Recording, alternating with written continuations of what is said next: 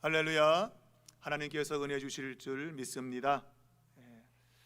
오늘 본문에는 데살로니가 지역에서 전도하는 바울과 실라의 모습을 우리에게 소개해 놓고 있습니다. 지금 이 모든 기록들은 바울의 선교의 여정 속에 있어진 그러한 일들입니다. 오늘 이 데살로니 전도는 빌립보 지역에서의 그 여러 가지 박해, 그것을 피해서 온 그 상황에서 다시 이제 전도 사역을 하고 있는 것이죠. 오늘 본문에는 그들이 그랬는데, 아마 이 그들이라고 하는 것은 바울과 실라, 그러니까 외면적으로는 바울과 실라일 것이고, 또 이것을 기록하고 있는 누가가 과연 그 자리에 있었는지는 정확히 알 수 없습니다. 그러나 초점은 바울과 실라가 바로 이 선교 여행의 핵심이었다라고 하는 것을 보게 됩니다. 또한 우리가 디모데도 물론 같이 있었던 걸로 보이는데, 그러나 그가 이 데살로니가에 같이 왔는지는 정확히 알 수 없습니다. 왜냐하면 그의 이름은 나와 있지 않기 때문입니다. 그러나 빌립보 지역, 그 지역까지 아마 이 디모데가 함께 했을 걸로 보고 있습니다. 어찌되었던 이제 빌립보스의 그러한 박해를 피해서 이제 전도의 장소를 옮기게 되었는데, 오늘 성경에는 암비볼리와 아볼로니아로 다녀가라고 되어 있습니다. 이 암비볼리와 아볼로니아는 데살로니가까지 쭉 이어져 있는 큰 대로에 인접해 있는 그러한 도시들입니다. 이러한 도시들은 다 마게도냐 지역에 위치해 있고, 이 마게도냐라고 하는 이 지역은 크게 4개의 구역으로 나누어져 있습니다. 그 가운데 이제 암비볼리라고 하는 이 지역은 첫 번째 구역의 수도에 해당되어지고, 그리고 오늘 본문에 나온 이 데살로니가는 두 번째 구역의 수도에 해당됩니다. 그러나 이제 마지막 최종적으로는 이 데살로니가가 전체 마게도니아의 수도의 역할을 하게 되는 것으로 역사에 기록이 되어 있습니다. 자, 이 암비볼리와 아볼로니아를 다녀가라고 되어 있는데, 이것은 그들이 그곳에서 오래 머물러 있지 않았음을 의미하고 있고, 아마 그냥 지나갔다는 표현을 쓰고자 하는 그 이유는 아마 그 지역에 회당이 아마 있지 않았기 때문일 거다라고 보고 있습니다. 곧 유대인의 회당이 이 두 지역에 있지 않았다. 그래서 항상 이 바울의 선교, 전도의 전략은 회당 중심으로 이루어졌는데, 회당이 없기 때문에 그곳에서는 그냥 지나가는 형식으로 아마 복음을 전하고, 그리고 회당의 거점을 잡을 만한 도시였던 데살로니가에 이제 도착을 해서 거기서 복음의 뿌리를 내리고자 했다. 곧 선교의 기점을 잡으려고 했다. 이렇게 볼 수 있습니다. 이 빌립보에서 암비볼리까지는 약 한 거리적으로 한 51km 되어지고, 다시 거기에서 아볼로니까지도 한 약 50km 정도 되며, 거기에서 데살로니까지 약 한 58km. 그러니까 빌립보에서 이 데살로니까지는 약 160km 정도의 거리입니다. 그 거리를 지금 이동을 해서 이제 복음을 전하게 되는 것이 오늘 본문의 내용입니다. 말했지만 이 데살로니가에는 유대인 회당이 있었고, 거기에서 바울이 자기의 관례대로, 곧 자기의 습관, 그것은 회당을 중심으로 복음을 전하는 그의 선교 전략을 이야기하고 있습니다. 자, 바울은 오늘 본문에 보면 새 안식일에 자기의 관례대로 이제 회당에 갔고, 그리고 거기서 성경을 가지고 강론했다라고 말하고 있습니다. 우리가 3절에는 이 뜻을 풀어라고 되어 있는데, 성경을 가지고 강론한다고 하는 얘기는 성경의 해석을 가리키고 있고, 그것을 3절에는 뜻을 풀었다라고 되어 있습니다. 뜻을 푸는 것, 이건 구약 성경의 의미가 무엇인가 하는 것을 해석하는 것이죠. 성경 구절을 갖고 이것이 무엇을 의미하는지 해석하는 것, 그것이 이제 뜻을 풀었다라는 그러한 용어입니다. 근데 실제로 원래 근본적인 의미는 이 풀다라고 하는 것이 열다, 영어로 오픈, 그러니까 뭔가를 여는 걸 가리키고 있는 겁니다. 그러니까 뭐 닫혀 있는 것을 여는 거죠. 그것은 보게 하는 거죠. 닫혀 있으면 볼 수 없는데 그것을 열었다. 단순히 성경책을 펴서 읽는 게 아니라 그건 뭐 다 읽을 수 있죠, 그죠? 그런데 그 읽는 것의 의미가 무엇인지를 해석하는 의미를 가지고 있는 것이죠. 읽어서 그 의미가 무엇인지를 모르면 그것은 읽은 게 아니다. 바울은 성경 구절을 해석을 해서 지금 사람들에게 이야기하고 있다. 그것을 바로 이 뜻을 열었다. 달리 말하면 사람들이 성경을 보는 눈을 열어준 것이죠.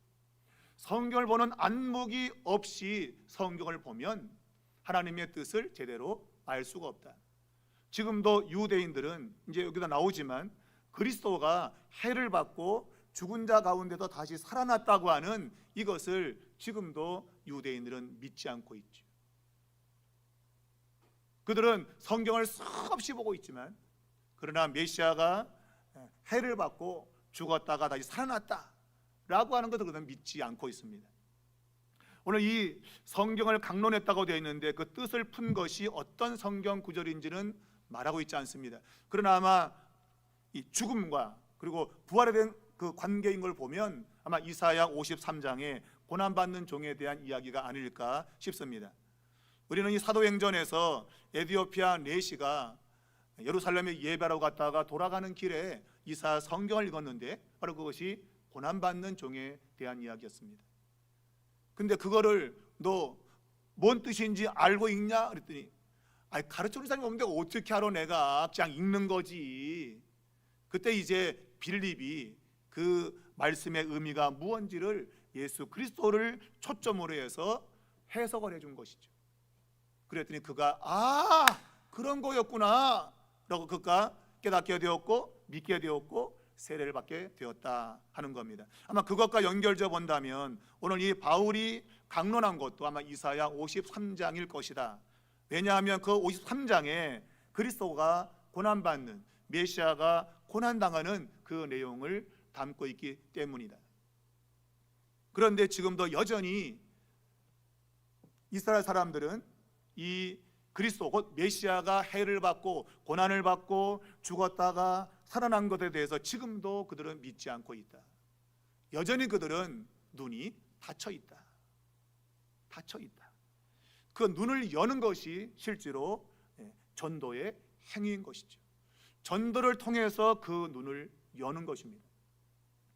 오늘 바울은 성경을 열어서 그것을 풀어서 설명을 했고 사람들은 그것을 통해서 예수가 그리스도임을 믿게 되었다.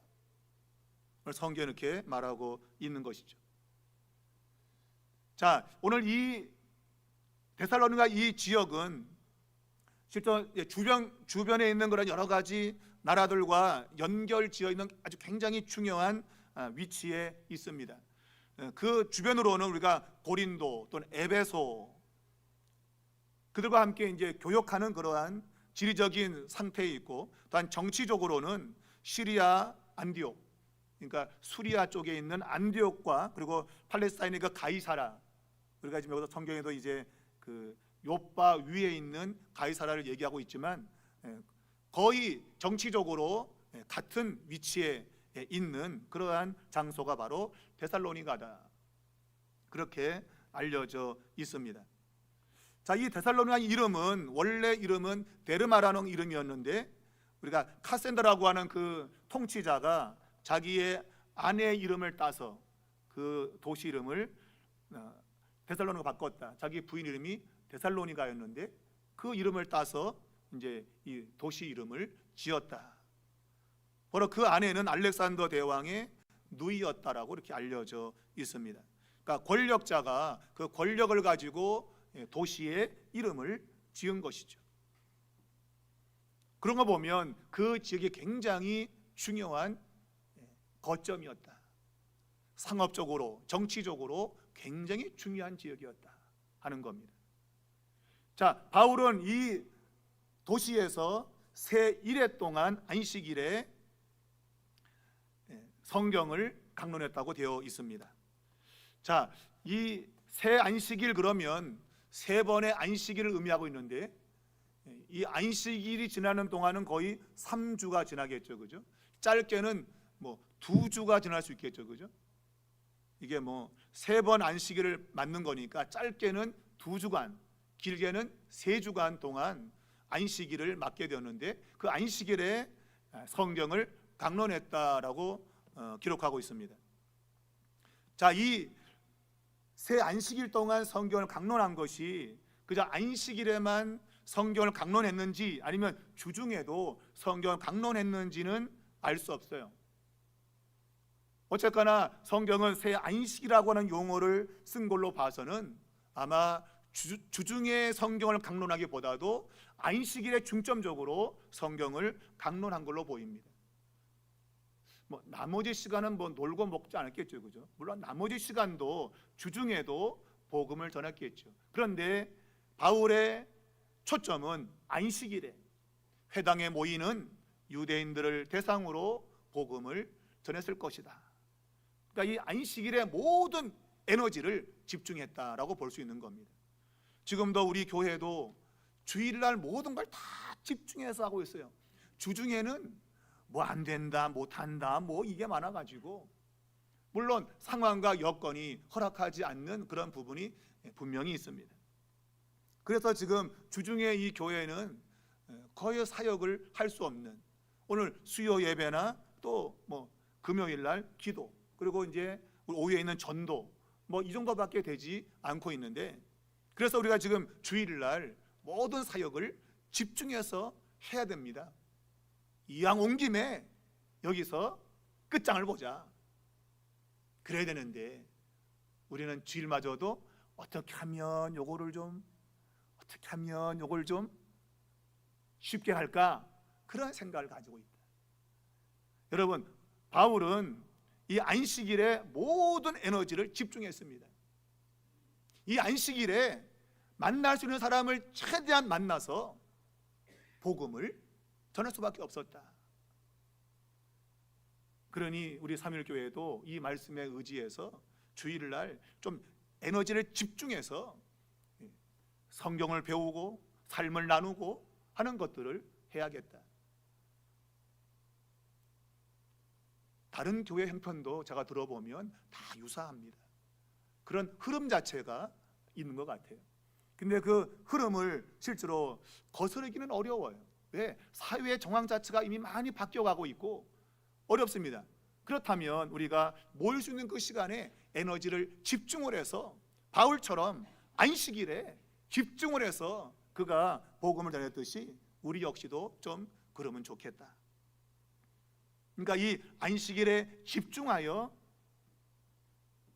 하나님을 섬기는 그러한 일에 우리가 좀 힘을 쏟으면 좋겠다, 그런 생각을 가지게 됩니다.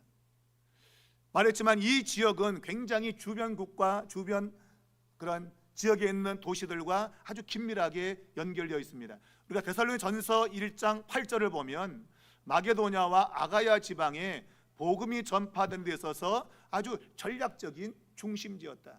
그만큼 이 새 안식일에 바울이 온 힘을 기울여서 복음의 그런 전략적인 장소로 만든 겁니다. 그래서 이 데살로니가 중심으로 마게도냐 전역에 아까 말했지만 그냥 지나왔던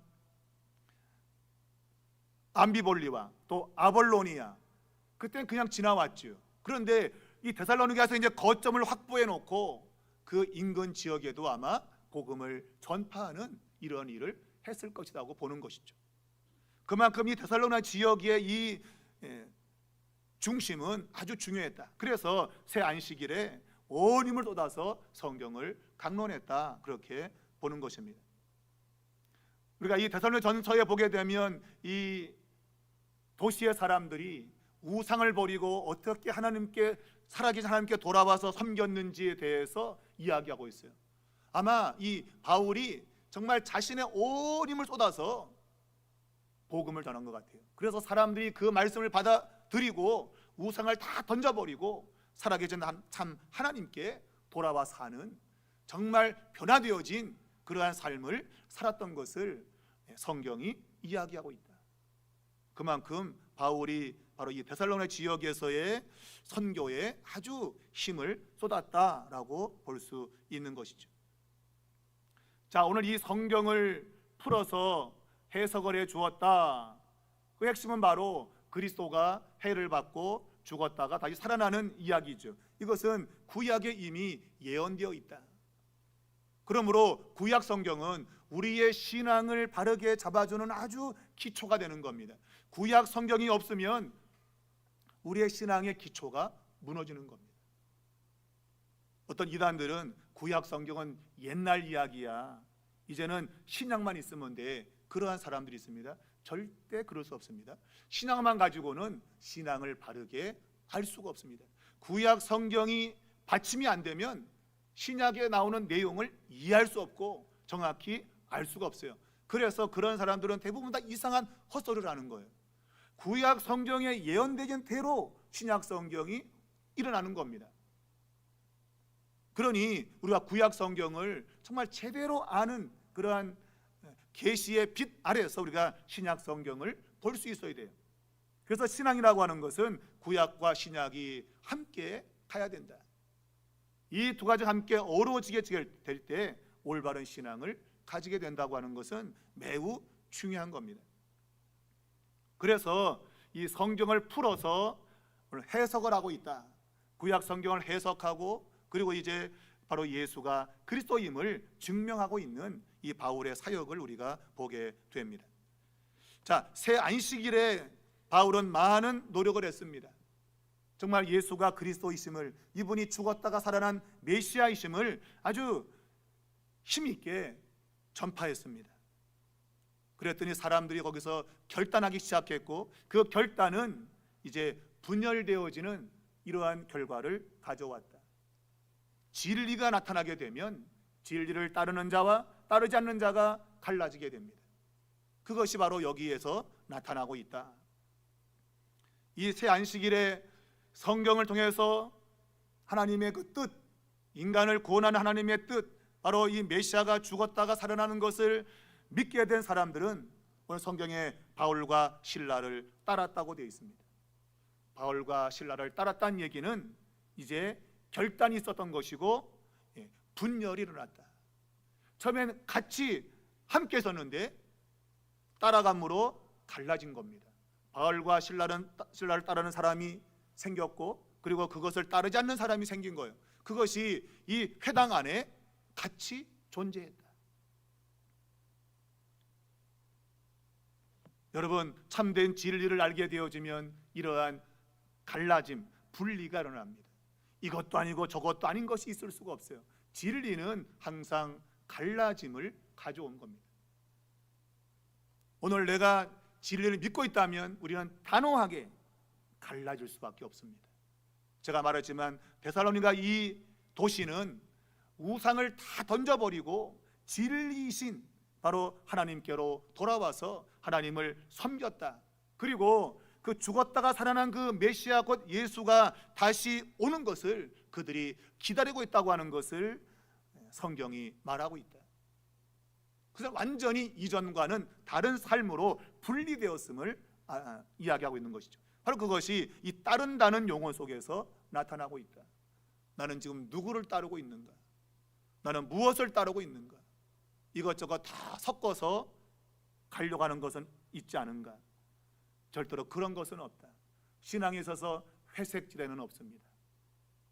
회색지대를 좋아하는 사람들은 그 요한계시록 보면 미지근한 사람들, 미지근한 사람들, 이런 사람들이 회색신앙입니다. 차든지 덥든지 해야 되는데 미지근한 신앙이 있죠. 이것도 아니고 저것도 아니고 그런 사람들. 여러분, 진리 앞에서는 절대 그런 것이 있을 수 없다. 회색지대는 있을 수가 없는 거예요. 박쥐 같은 그런 존재는 있을 수가 없어요. 새인지 짐승인지 모를 이 박쥐 같은 그런 인생은 신앙에서는 용납이 안 된다. 샘은 새고 짐승이면 짐승이지, 이게 날면서 이빨까지 써가지고 이게 짐승 같기도 하고 새 같기도 하고, 이런 바악쥐는 우리의 신앙에 존재하지 않는다. 회색지대는 없다. 이미 구약 성경에 바알이면 바알을, 하나님이면 하나님을 선택하라고 하는 결단을 촉구하고 있지 않습니까? 저는 오늘 시대에도 이 두 가지 가운데서 망설이고 그 사이에서 머뭇거리는 사람이 저는 굉장히 많다고 봅니다.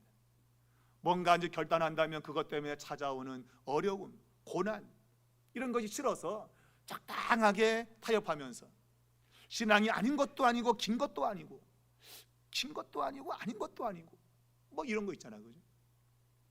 그러한 신앙 가진 사람들이 분명히 있다. 그래서 요한계시록에도 그러한 교회를 책망하고 있다, 성경이 우리에게 말하고 있습니다. 오늘 이 새 안식일에서 새 안식일에 이제 말씀을 전했더니 이제 그들을 저항하는 세력이 등장했다고 되어 있습니다. 이 저항하는 세력이 정확히 언제 등장했는지는 알 수 없지만, 그러나 새 일회 동안 강론하고 나서 그 반응을 기록하고 있는 걸 봐서는 아마 새 안식일이 지나고 나서 아마 그런 일이 있지 않았는가 생각하는데, 우리가 알듯이 비시디아 안디옥에서는 두 번째 안식일에 이러한 분열이 일어났습니다. 첫 번째 안식일에서는 정말 그 구약에 있는 말씀을 잘 전했더니 사람들이 은혜를 받고, 야, 다음 안식일에도 와서 좀 전해주라. 그래서 두 번째 안식일에 와서 전하는데 그때 이제 패가 갈라진 것이죠. 그래서 이제 막 박해를 하고 공격하는 그런 일이 벌어졌다. 그러니 이 비시디아 안디옥에서 일어난 그 일보다 어찌 보면 한 주간이 더 지났다고 볼 수 있는데, 그러나 그 결과는, 그 반응은 똑같습니다. 여전히 똑같습니다. 박해하는 것은 더 낮아지거나 줄어들지 않았어요. 잠깐 시간만 다를 뿐이지 진리에 대적하는 그 세력은 똑같다. 똑같은 모습으로 오고 있다. 성경이 우리에게 말하고 있습니다. 여러분, 시간만 차이가 있을 뿐이지 악은 그 모습을 언젠가 드러냅니다. 숨겨진 발톱을 드러내는 것이죠. 지금은 가만히 있는 것 같지만 때가 되면 그 발톱을 드러냅니다. 우리가 결혼한 부부도 처음에는 아우 여보 막 이러다가도 조금만 세월이 지나면 숨겨둔 발톱을 꺼내어서 누가 주도권을 잡느냐, 그러고 싸우잖아요. 그게 신앙의 세계도 그렇고 이 인생도 그런 것 같아요. 겉으로는 아닌 것 같지만 그러나 때가 되면 그 본색을 드러내는 이런 것이 반드시 있다. 자, 오늘 이 바울은 약속된 메시아가 곧 그리스도에 대해서 성경을 해석을 했습니다. 죽은 자 가운데서 그분은 다시 살아나셨다. 바로 그분이 예수 그리스도다라고 이야기를 전했습니다. 근데 그 일에 대해서 새 안식일이 지난 다음에 이제 거절하는 반응이 일어났다. 왜냐하면 3주 만에 복음이 대성공을 이루었습니다. 성경에는 경건한 헬라인의 큰 무리가 바울과 실라를 따랐다고 되어 있고, 그리고 아주 귀 부인들이 따라갔다. 그리고 아마 소수의 유대인들도 아마 개종을 한 것으로 보입니다. 그러니까 이러한 놀라운 성공이 일어나니까 유대인들이 가만히 있을 수 없는 거죠. 처음에는 그 움직임을 예주시하다가 사람들이 이제 바울과 실라를 따라가니까 안 되겠는데 이거? 그러면서 이제 그들이 거부하고 거절하는 그러한 모습을 드러내고 있다. 아마 자신들이 지금 이 바울과 실라를 대적할 아마 기회를 엿봤을 거예요. 아무 때나 하지 않습니다, 여러분. 아무 때나 막 하는 게 아닙니다. 기회를 보고 때를 찾습니다. 왜냐하면 그러한 기회와 때에 뭔가를 해야만이 효과가 있기 때문이에요. 그래서 이 새 안식일이 지났을 그 즈음에 지금이 때다라고 생각을 한 것입니다. 그 때에 지금 바울과 실라를 대적하는 그런 일을 하고 있다. 여러분, 이 복음을 반대하는 이 유대인들, 그들은 마음에 시기심이 가득했습니다. 성경은 그들이 움직이는 그 동력이 뭐냐? 그것이 바로 시기심이었다. 시기심. 자기를 따르는 사람들이 다른 사람을 따라가니 시기심이 생긴 겁니다. 물론 그들이 가르치는 그 말씀에 대한 다른 면이 있어서 거부하는 것도 있지만 성경에는 대부분 반대하는 것이 시기심이었다. 여러분, 그것은 세상의 욕망입니다. 나를 따르는 사람들이 나를 따르지 않을 때 기분 나쁘다 이거예요. 그래서 그 시기심을 가지고 반대하고 저항한다. 오늘 이들도 역시도 유대인들도 이런 시기심을 가지고 지금 바울과 실라를 저항하고 있다, 그렇게 말하고 있습니다. 여러분, 오늘 이 말씀에 보면 그들이 새 안식일이 지나고 나서 그들이 지금 불량한 사람들을 소집을 했고, 그리고 때를 지어서 지금 반대 거절 운동을 하고 있다, 그렇게 말하고 있습니다. 그들은 아무 때가 아니라 정확한 때를 보았고, 그리고 사람들을 모았으며, 그리고 이 바울과 실라를 대적하는 행위를 드러내고 있다. 그들은 언제든지 기회만 되면 주저함이 없이 그들은 대적한다 하는 겁니다. 여러분, 악한 세력들은 틈만 나면, 기회만 되면 여러분 역사합니다. 성경은 우리에게 마귀에게 틈을 주지 마라, 에베소 4장 27절, 마귀에게 틈을 주지 마라. 그 틈, 그 기회만 있으면 마귀는 역사합니다. 오늘도 마귀는 틈을 찾는 존재예요. 틈을 찾는 존재. 우리가 예능 프로에 보면 유재석 씨하고 그 유연석이라는 사람이 틈만 나면 이라는 프로를 진행하고 있는데, 그게 틈만 나면이냐, 틈 만나면이냐? 틈 만나면입니다. 틈만 나면이 아니고 틈 만나면입니다. 그러니까 틈만 난다는 것하고 틈을 만나는 것, 이건 약간 그 차이가 있죠, 그죠? 뉘앙스가 다르죠.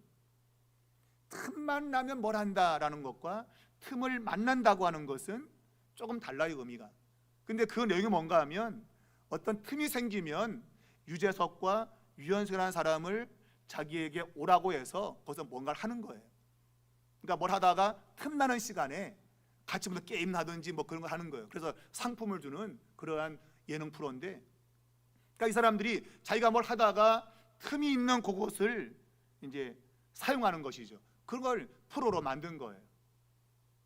그러니까 그 틈나는 시간에 뭔가 유용한 것을 하기 위한 그러한 프로인 것이죠. 여기에서 틈, 이 틈을 그냥 보내는 것이 아니라 뭔가 좀 의미 있게 만들어 보자고 그런 프로를 만든 것이에요. 여러분, 이 틈이라고 하는 것이 굉장히 짧은 시간이지만 그 시간을 잘 활용하면 상품을 얻어. 상품을. 그냥 평상시에는 그냥 요 시간 그냥 흘려보낼 수 있는데, 이걸 잘 활용을 하면 굉장히 좋은 상품을 얻을 수 있는 거예요. 그러니까 틈을 잘 사용한다. 그래서 틈 만나면, 내가 그 틈을 잘 만나면 상품을 얻을 수 있다, 그런 이제 프로인 것이죠. 근데 그걸 틈만 나면 할 수 있는 게 아니에요. 틈만 난다고 다 할 수 있는 게 아니라 그것도 이제 선택이 되는 거죠. 거기 신청을 해도 뽑히는 사람만 하게 돼 있어요. 어찌되었든 이 틈이라고 하는 것은 그러한 아주 중요한 의미를 갖고 있죠. 그것이 한낱 흘러가는 시간이 될 수 있는데 잘 활용하면 내게 큰 유익을 가져오고 있다. 여러분, 오늘 이 대적자들은 바울과 실라를 대적할 틈을 보게 되었고, 그 기회가 오자 여지없이 그들의 본색을 드러냈습니다. 그들은 그것을 숨기고 있었는데 뭔가 기회를 엿본 겁니다. 아마 그 기회가 어떤 기회였을까? 그것은 바로 이 저자의 어떤 불량한 사람들, 아마 이 저자라고 하는 것은 시장바닥을 말하죠, 그죠? 시장바닥에서 놀고 먹는 힘께나 쓰는 그러한 불량배들, 그런 불량배들이 모이는 그런 기회가 있었던 것 같아요. 그러니까 이 불량배들이 어느 날 보니까 딱 모여 있는 게 보인 거죠. 잘 됐다, 지금이 기회다, 얘들을 매수해서 하자, 그러한 기회를 본 것입니다. 그래서 시장바닥에 다니다 보니까 불량배들 눈에 띄었고, 아 그래, 얘들을 통해서 지금 바울과 실라를 대적하면 되겠다. 요즘도 말이죠, 어떤 분쟁 사건이 있을 때 돈 주고 사람을 씁니다. 근데 그 세상 일인 줄 알았더니 교회도 그런 걸 해. 교회도 돈 주고 사람을 쓰더라고요. 그래서 교회한테 막 농성을 해. 다 돈 주고 교회가 쓰는 거예요, 여러분. 여러분 참 이 교회가 정신을 차려야 돼요. 교회에 많은 분쟁이 전부 다 돈 가지고 움직여요. 누가 돈이 많으냐에 따라서 그 분쟁을 이기고 지는 이런 일이 벌어지는데, 여러분 하나님의 사람들이 돈을 갖고 여러분 세상 방식으로 해결하려고 한다? 여러분 그는 그 싸움을 이겨도 하나님께 가면 부끄러움을 당할 겁니다. 우리가 복음으로 해결을 해야지, 돈을 갖고 사람을 사가지고 농성을 하고 데모를 하고 이런 것은 안 된다. 근데 한국교회는 이미 그것이 아주 일상화되어 있다. 문제만 생기면 전부 돈을 통해 가지고 사람들을 매수해서 인력을 사가지고 막 농성을 벌이고 그러고 있다. 여러분 정말 기독교가 정신을 바짝 차려야 됩니다. 오늘 이 불량배들을 모집해 가지고 지금 그 때를 잡은 거죠. 뭐 어디서 하는지 모르지만 이 불량배들이 시장 바닥에 모여 있더라. 그래서 옳다구나, 지금이 기회다 라고 그들을 규합해서 바울과 실라를 대적하게 되었다. 여러분 틈이 나면 역사합니다. 그런 틈을 이 사람들은 놓치지 않는 겁니다. 그런데 우리는 얼마나 많은 틈을 우리가 가지고 있는가. 성경 우리에게도 틈을 잘 활용하라고 말하고 있어요. 마치 틈만 나면 그 프로처럼 틈을 잘 활용해라. 우리가 고린도전서 7장 5절에 보면 기도할 틈을 타서 남편과 아내가 분방하라. 남편과 아내가 따로 자면 안 돼요. 같이 자라고 돼 있어요. 근데 분방할 경우는 어떤 경우냐? 기도할 틈을, 기도할 기회를 갖기 위해서는 분방하라. 요즘은 나이 먹으니까 남자 여자 이 부부가 같이 앉았다고 대부분 다 따로 자. 성경은 같이 자라 그랬는데 따로 자. 근데 따로 자는 것이 내가 기도할 틈이라면 괜찮다 이거야. 기도할 내가 틈을 얻기 위해서는 따로 자라. 하나님 앞에 기도하는 시간을 가져라. 그런 틈을 잡아야지. 아이고 잘됐다 꼴 보기 싫은 거 방을 따로 쓰는 거 성경적이지 않죠, 여러분. 우리가 사도행전 24장 뒤에 보면 나오겠지만 바울이 그 벨릭스 총독 앞에 가서 복음을 전했어요. 바울이 의와 절제와 장차 오는 심판을 강론했다. 이 세상에 심판이 있습니다. 의로운 심판이 기다리겠다고 하는 그 말을 벨릭스 총독에게 말했더니 이 총독이 두려운 마음이 들었어요. 그러면 내가 어째 될 거야 되는데 이 사람은 그렇게 말하지 않고 지금은 가라, 시방은 가라, 내가 틈이 있으면 너를 부르겠다. 그러니까 지금은 시간이 없다 그 얘기예요. 무슨 시간이 없어 여러분. 시간이 깔린 게 시간이지 총독이. 근데 지금 그런 두려운 말씀을 듣고 회개하기보다도 다음으로 미루자, 다음에 듣기로 하자, 그때 틈나면 내가 너를 부르겠다고 했어요. 근데 성경은 그 말 다음 이렇게 말하고 있어요. 총독이 바울에게 돈을 받을까 바라는 거로 더 자주 불러 같이 이야기하더라. 틈을 내서 자주 불렀어요. 틈이 나서. 그런데 하나님 말씀을 듣고자 해서 부른 게 아니라 바울이 나한테 돈 주지 않을까라고 생각하고 불렀다. 그러니까 이 사람은 틈을 찾는 것이 말씀을 듣기 위한 틈을 찾은 게 아니고 돈을 어디다 얻을 수 없나라고 틈을 찾은 거예요. 여러분 오늘 그리스도인들이 하나님 앞에 말씀 듣는 틈, 기도하는 틈을 찾아야 되는데 어떻게 하면 놀러 가는 틈을 찾으려고 그러고, 어떻게 하면 정말 내가 좀 즐거운 게 없나 이런 틈을 찾으려고 그러고. 여러분 회개할 바가 참 많다. 회개할 바가 많다. 오늘 이 벨릭스의 이 모습과 우리의 모습이 겹쳐지고 있다. 어떻게 하면 돈을 더 벌 수 있는 그런 틈이 없을까? 그런 것에 우리가 눈이 막 콱 뜨여지는데 말씀 듣기 위해서, 기도하기 위해서 틈을 찾는 그런 것은 별로 없다 우리에게. 여러분 교회가 어떤 휴일이 겹치게 되면 그동안 내가 참 예배 못 참석했는데 이번엔 참석해야지, 하나님 내게 예배에 참여할 수 있는 틈을 줬거나 이래야 되는데, 와 노는 날이야, 잘됐다, 잘됐다, 이번 기회에 놀러 가자. 여러분 그게 신앙입니까?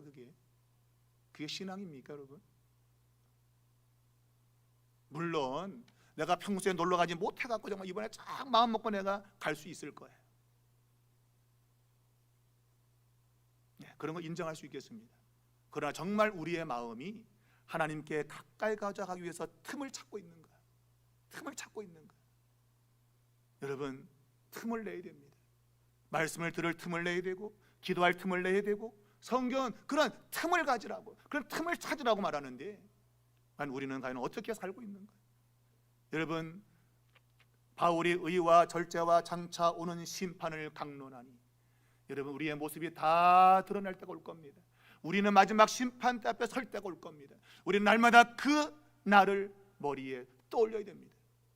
그때 가서 아이고 그때 그러지 말걸, 껄병 걸리면 안 된다. 껄.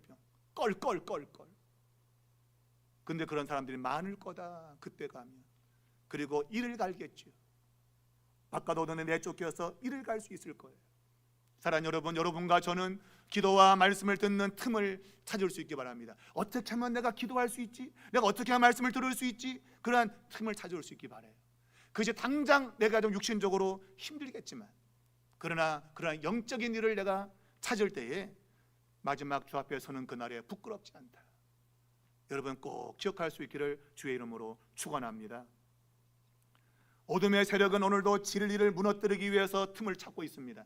우리가 느헤미야서 6장을 보면 예루살렘 성벽이 무너진 것을 재건하려고 느헤미야가 총력을 다합니다.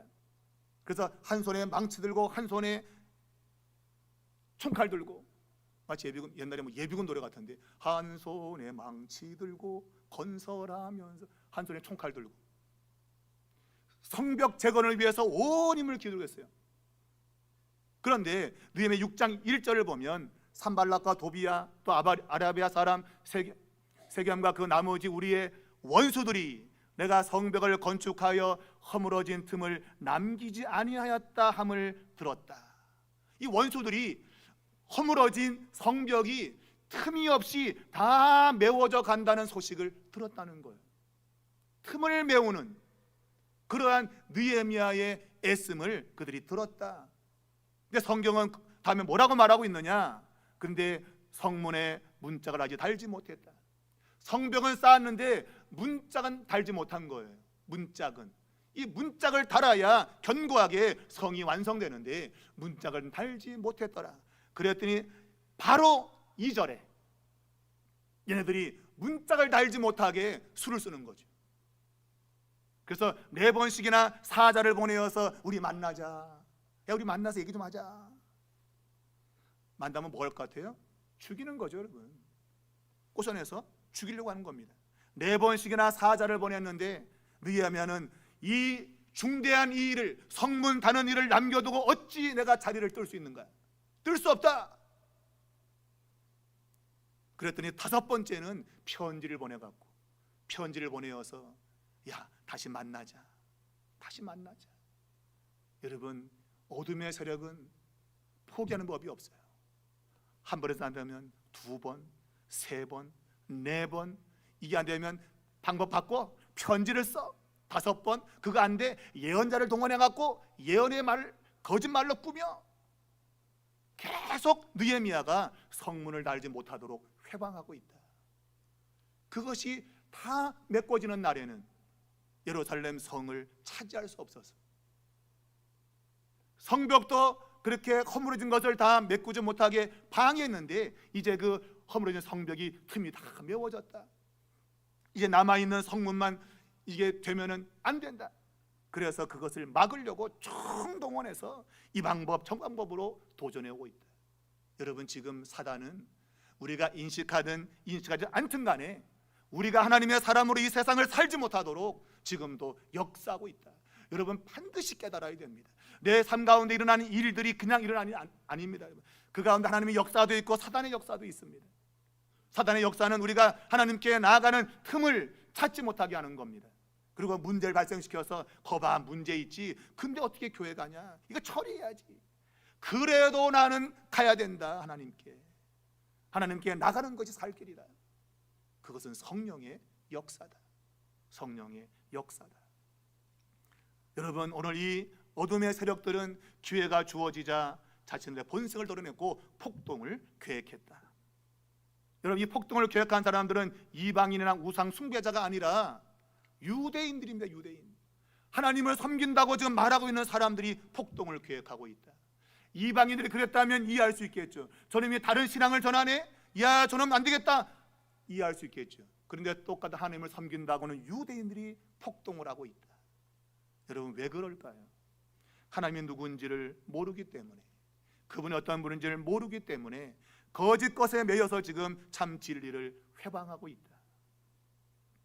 사랑하는 여러분, 오늘 내가 하나님을 알지 못하면 우리의 행실 역시도 잘못된 방향으로 움직일 겁니다. 내가 하나님이 누군지를 제대로 알면 우리는 바른 길을 갈 거예요. 그러나 잘못 알면 우리 역시도 진리를 대적하는 그러한 길로 갈 수밖에 없다.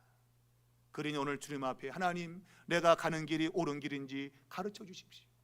오늘 바울이 성경을 열어서 풀어서 우리에게 알려주었듯이 성령님, 하나님의 말씀의 뜻을 우리에게 알려주십시오. 이러한 기도가 절대적으로 필요하다. 그게 안 되면 우리 역시도 나의 열심 가지고만 하다 보면 도리어 하나님을 대적하는 행위를 할 수 있다. 여러분, 잘 기억해야 됩니다. 오늘 이 시장배들을 불러다가 지금 야손의 집에 침입했다. 그 집에 쳐들어가 가지고 지금 바울과 실라를 잡으려고 했는데 어찌 되는지 그들이 없었다.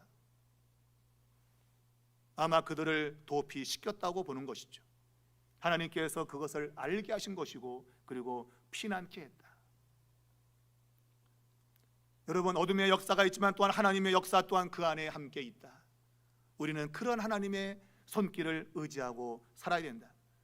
바울과 실라를 잡지 못했더니 이 사람들이 화가 나가지고 야손과 그 형제들을 끌고 지금 재판정에 데리고 왔다. 그러면서 천하를 어지럽힌 사람을 이 야손과 일행이 그들을 받아들였다면서 그들에게 지금 심하게 재판을 진행하고 있다. 오늘 성경이 이렇게 말하고 있습니다. 여러분, 이 복음을 가리켜서 천하를 어지럽게 하는 사람이라고 오늘 규정하고 있습니다.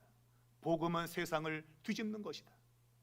여러분이 복음에 붙들려 살면 여러분의 가정을 뒤집는 겁니다. 복음의 능력은 모든 걸 뒤집어 놓습니다. 이것은 우리가 말한 게 아니라 세상이 말하고 있는 거예요. 천하를 뒤집어 놓는 사람들이 왔다. 맞아요. 복음은 세상을 뒤집어 놓는 혁명적인 능력이 있는 것이다.